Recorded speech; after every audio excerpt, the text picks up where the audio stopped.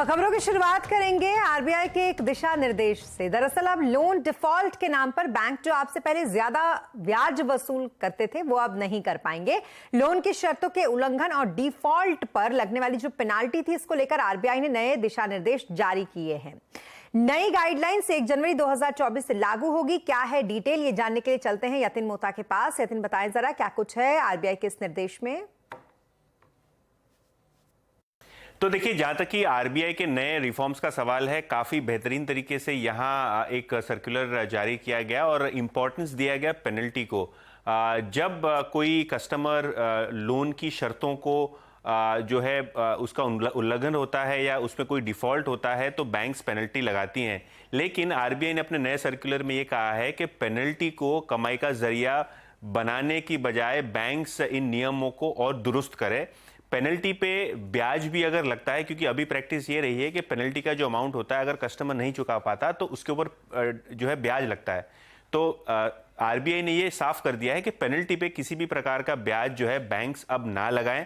Point number 1। Point number 2, penalty कमाई का जरिया नहीं है। तो जो कस्टमर जब डिफॉल्ट करता है, कोई शर्तें का उल्लंघन करता है, तो ये जो पेनल्टी जब लगती है तो इसको पेनल्टी की तरह ही रखा जाए। कोई इनकम इससे जनरेट करने की कोशिश ना करे बैंक्स। और जो पेनल्टी है और जो ब्याज का अमाउंट है, लोन का अमाउंट है, ये सेपरेट बकेट्स में जो है वो रखा जाए। तो एक दूसरे से इंटरचेंजेबिलिटी इस प्रक्रिया में ना की जाए, ऐसा आरबीआई का कहना है। और कहीं ना कहीं ये जो नए नियम है जिससे ऑब्वियसली कस्टमर्स का फायदा होगा, बैंक्स का भी कुछ हद तक फायदा होगा कंप्लायंस के जरिए। तो इसको लागू करने के लिए जो डेडलाइन दी गई है वो 31 दिसंबर 23 यानी 1 जनवरी 2024 से ये पर्टिकुलर नॉर्म्स जो है वो लागू हो जाएंगे। और आरबीआई ने बैंक्स को निर्देश भी दिया है कि जो पेनल्टी के नियम हैं और जो अभी तक पेनल्टी पे ब्याज वसूला जा रहा है, इसके नियमों में जल्द से जल्द बदलाव किए जाएं।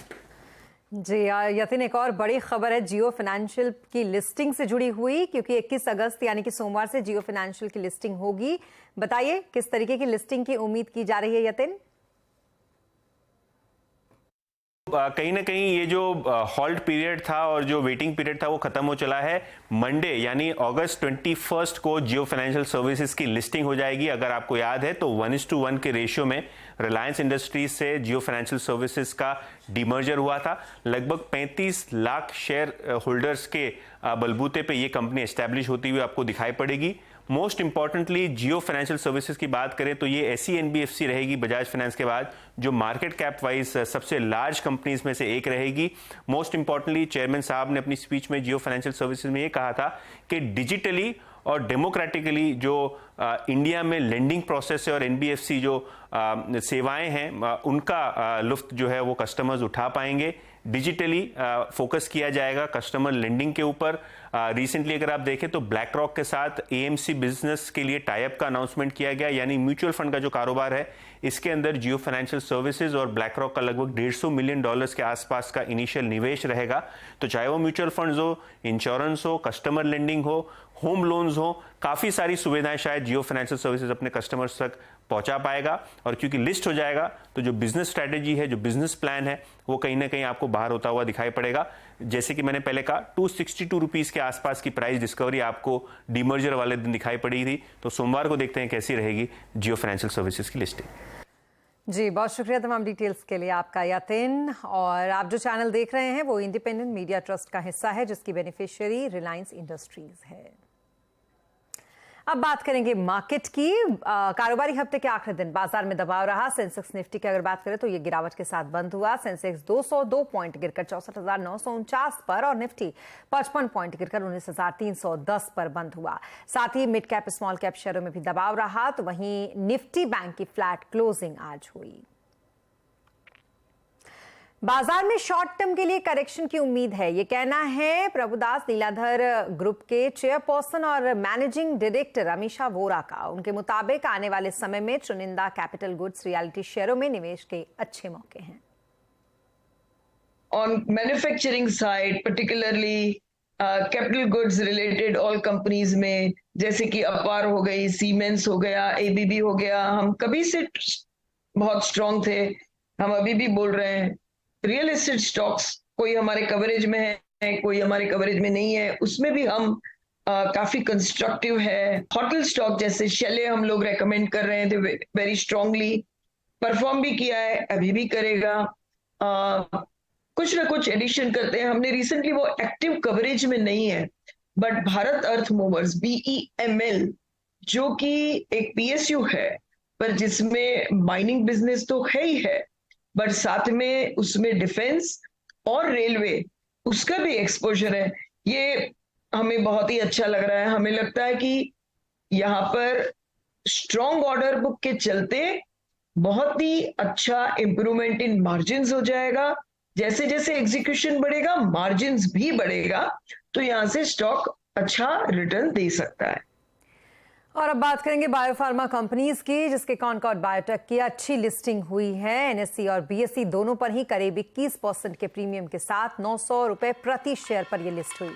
कंपनी का इश्यू प्राइस 741 रुपए था। इसके साथ ही 20 शेयरों का लॉट साइज तय किया गया था। कॉनकॉर्ड बायोटेक ने 4 अगस्त को अपना IPO लॉन्च किया था। यह IPO पूरी तरीके से ऑफर फॉर सेल पर आधारित था। IPO को आखिरी दिन तक कुल 24.86 गुना सब्सक्रिप्शन हासिल हुआ है, जो कि लगभग 25 गुना है।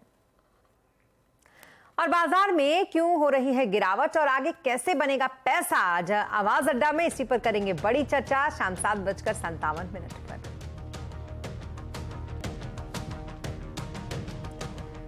और अब बात करेंगे हिमाचल की, जहां बारिश, बाढ़ और लैंडस्लाइड से हुई तबाही को हिमाचल सरकार ने स्टेट डिजास्टर घोषित कर दिया है। साथ ही केंद्र से इसके लिए मदद भी मांगी है। हिमाचल में फिलहाल मौसम खुल गया है, मगर बारिश से जो तबाही हुई है वो इतनी भयानक है कि जीवन को पटरी पर लाने में अभी समय लगेगा। इस बरसात में हिमाचल में 330 से ज्यादा लोगों की जानें जा चुकी हैं। राज्य में अभी तक करीब 10,000 करोड़ से ज्यादा की संपत्ति के नुकसान का अनुमान लगाया गया है। मंडी, शिमला, हमीरपुर, कांगड़ा, बिलासपुर जैसे जिलों में ज्यादा तबाही हुई है। राहत बचाव कार्य यहां जारी है, मगर हिमाचल के मुख्यमंत्री सुखविंदर सुक्खू ने इस बात पर निराशा जाहिर की है कि हिमाचल की तबाही का मुद्दा संसद में किसी ने नहीं उठाया। मैं हिमाचल से चुने हुए सारे चारों सांसदों से ये पूछना चाहता हूँ कि इस राज्य में इतनी बड़ी आपदा आई है और पार्लियामेंट सेशन लगा है, आप राजनीति करने की बजाय वहाँ से हमें अंतरिम मदद बनाने के लिए आज तक क्यों नहीं मिले? हालांकि JP नड्डा जी ने हमेशा फोन करके पूछा है, पिछली बारी आपदा में उनका भी, अनुराग जी का भी फोन आया था, लेकिन आज तक चारों संसद इकट्ठे होकर तो मिल नहीं पाए कि राज्य में आपदा अंतरिम राहत की पहली किस्त दो, और राजनीति कर रहे हैं। इससे बड़ी आपदा नहीं आएगी। राजनीति करने के लिए और समय मिला है। और अब बात करेंगे मध्य प्रदेश की। मध्य प्रदेश के इंदौर में एक अजीब सा मामला सामने आया। यहां पर बैंक के सुरक्षा गार्ड ने कुत्ते को लेकर हुई बहस में 8 लोगों पर गोलियां चला दी, जिसमें एक ही परिवार के 2 लोगों की मौत हो गई। 6 लोग गंभीर रूप से इसमें घायल बताए जा रहे हैं। दरअसल गार्ड कुत्ते को घुमा रहा था और इस दौरान दूसरा कुत्ता आया और दोनों में लड़ाई होने लगी। जब इसका विरोध वहां पर लोगों ने किया तो गार्ड और लोगों में बहस हो गई। इस बात से नाराज होकर गार्ड अपने घर गया और पहली मंजिल से फायरिंग करने लगा, तो वहीं पुलिस ने मामला दर्ज कर आरोपी को गिरफ्तार कर लिया है। और अब बात भारत के चंद्रयान 3 की, जिसका लगातार अपने मिशन की ओर ये चंद्रयान 3 बढ़ रहा है। आज का दिन भी चंद्रयान 3 के लिए काफी अहम था। आज विक्रम लैंडर की डी-बूस्ट इसे किया गया, जिससे उसकी रफ्तार भी थोड़ी धीमी हो गई और अब चंद्रयान 3 का लैंडर चांद से केवल 113 किलोमीटर दूर है, जिसे धीरे धीरे चांद के और करीब पहुंचाया जाएगा और 30 किलोमीटर की दूरी पर इसे लाया जाएगा। यहां से चांद के दक्षिणी ध्रुव क्षेत्र पर लैंडिंग की कोशिश होगी। इसरो के मुताबिक 23 अगस्त को चंद्रयान शाम के करीब 5:47 पर चांद पर सॉफ्ट लैंडिंग करेगा। और अब से थोड़ी देर पहले ही इसरो ने चंद्रयान से ली गई जो चांद की सतह की तस्वीरें हैं उसे भी जारी की हैं। ये जो आप देख रहे हैं दरअसल चंद्रयान के द्वारा जारी की गई तस्वीरें हैं। ये तस्वीरें चंद्रयान के लैंडर पोजीशन डिटेक्शन कैमरे से ली गई है। ये कैमरा चांद की सतह पर होने वाली लैंडिंग के लिए सही जगह तलाशने में मदद करता है और इसी के लिए इसे लगाया गया है। चंद्रयान ने ये तस्वीरें 15 से 17 अगस्त को ये तस्वीरें ली थी, लेकिन इसे अब जाकर इसरो ने जारी किया है। स्वच्छता कर्मचारियों ने हमारे दैनिक जीवन और पर्यावरण के लिए अमूल्य सार्वजनिक सेवा प्रदान करते हैं, लेकिन वो अक्सर हाशिए पर रहते हैं। आइए एक नजर डालते हैं वर्ल्ड टॉयलेट कॉलेज पटियाला कैसे ये सुनिश्चित कर रहा है कि समाज में सफाई कर्मचारियों को सम्मान और इज्जत मिले, इसके लिए वो हकदार हैं।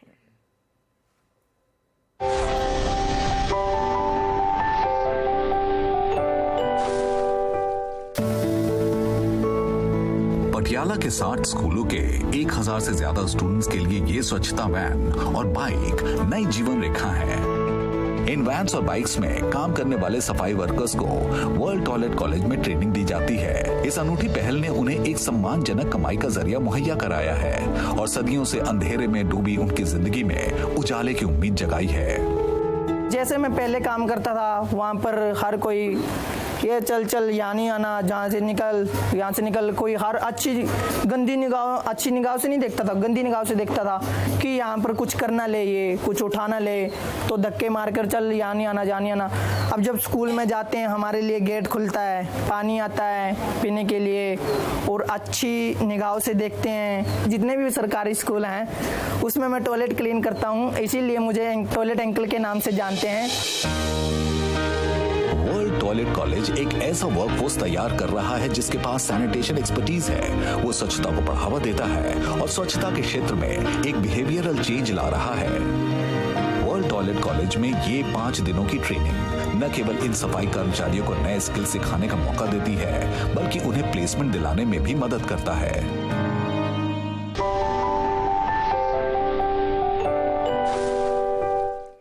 और बॉक्स ऑफिस पर आ गई घूमर, उस्ताद और शागिर्द की स्टोरी पर करेंगे बात ब्रेक के बाद।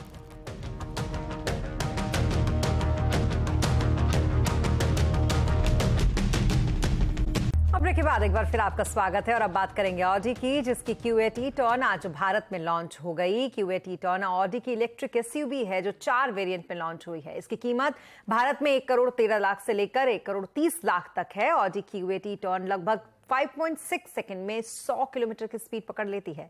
सिंगल चार्ज में ये 600 किलोमीटर का रेंज है। होम चार्जर से अगर आप इसको चार्ज करेंगे तो 6 घंटे में फुल चार्ज होती है, तो वहीं अगर फास्ट चार्जर से आप इसे फुल चार्ज करते हैं तो इसको फुल चार्ज होने में मात्र लगते हैं 30 मिनट। इसके साथ ही कुछ नए कॉस्मेटिक चेंज भी इसमें किए गए हैं। नया 2D लोगो इसमें है, न्यू डिजाइन, फ्रंट बम्पर और अपडेटेड LED हैंडलैम्प के साथ ये ऑडी बाजार में मौजूद है। हमारे सहयोगी दीपाली राणा ने नई नवेली ऑडी Q8 e-tron स्पोर्टबैक की टेस्ट ड्राइव की, आप भी देखिए।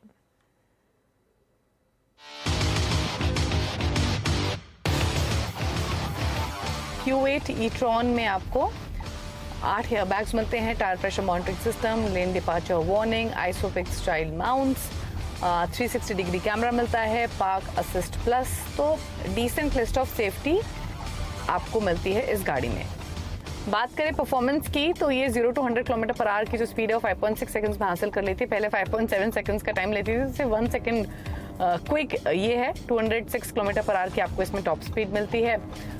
ये quattro all wheel drive system से लेस है और इसमें आपको अडेप्टिव एयर सस्पेंशन मिलता है, यानी रोड कंडीशंस के हिसाब से ऑटोमेटिकली जो सस्पेंशन है वो एडजस्ट हो जाता है। मोड्स की बात करेंगे तो आपको 4 ड्राइव मोड्स मिलते हैं, नॉर्मल, इको, डायनामिक और साथ ही इंडिविजुअल। क्वाट्रो मोड में आपको ऑटो डायनामिक और ऑफ रोड मोड मिलता है।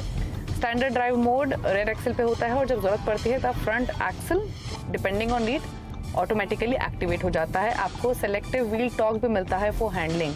तो बेसिकली ये तमाम ऐसे ड्राइविंग डायनामिक्स हैं जो इसको काफ़ी पावरफुल ऑफरिंग बनाते हैं। आप ये साइलेंट तो है ऑफ कोर्स क्योंकि इलेक्ट्रिक गाड़ी है, लेकिन कहीं भी आपको कोई लैग महसूस नहीं होगा डिस्पाइट ये इलेक्ट्रिक गाड़ी है। आप जैसे ही एक्सेलरेटर को प्रेस करते हैं इसका रिस्पॉन्स इतना स्ट्रांग होता है और ये बहुत क्विकली रश भी करती है।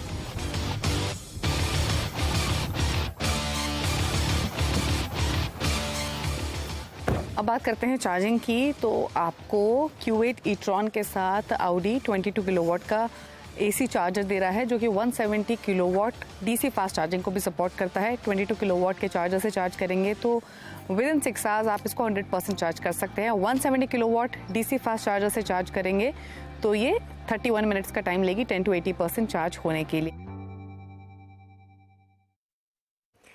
और अब बात करेंगे क्रिकेट की। भारत और आयरलैंड के बीच 3 मैच की T20 सीरीज का आज पहला मुकाबला खेला जाएगा। ये मुकाबला शाम 7:30 बजे डबलिन में शुरू होगा। इस सीरीज में फैंस की नजरें जसप्रीत बुमराह पर रहेंगी क्योंकि वो 11 महीने की चोट के बाद कमबैक कर रहे हैं। साथ ही जसप्रीत T20 इंटरनेशनल मुकाबलों में टीम इंडिया की कप्तानी भी करने जा रहे हैं।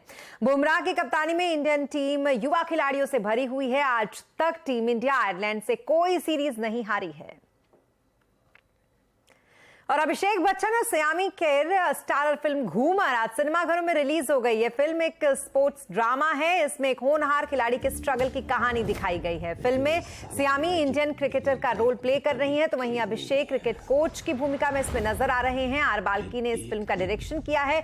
इस फिल्म को लोगों को काफी ज्यादा इंतजार था इस फिल्म का, और इसी के साथ इस फिल्म का review cricketer commentator Harsha Bhogle ने भी किया है। उन्होंने ट्विटर पर लिखा कि एक क्रिकेट फिल्म घूमर से आकर्षित हुआ है, जिसमें मेरे जानने वाले लोग थे। इसमें सयामी का है जूनियर बच्चन, और इससे आर बाल्की के द्वारा बनाया गया है। इन्हें वो फिल्म काफी पसंद भी आई।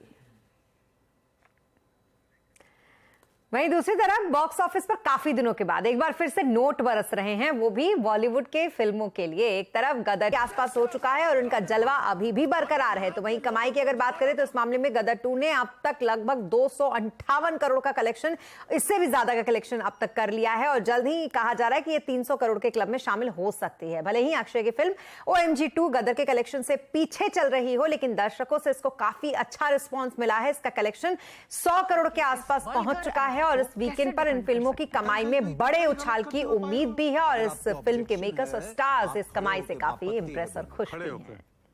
और खड़े हो तो खड़े हैं। दिनचर्या में कम फिजिकल एक्टिविटी सेहत के लिए सबसे बड़ी समस्या है। ऐसे में सेहत सुधारने का सबसे आसान और सुरक्षित तरीका है वॉक। लेकिन कितना वॉक और कैसे वॉक, आज आवाज कंज्यूमर अड्डा में इसी पर करेंगे बड़ी चर्चा शाम 5:57 पर।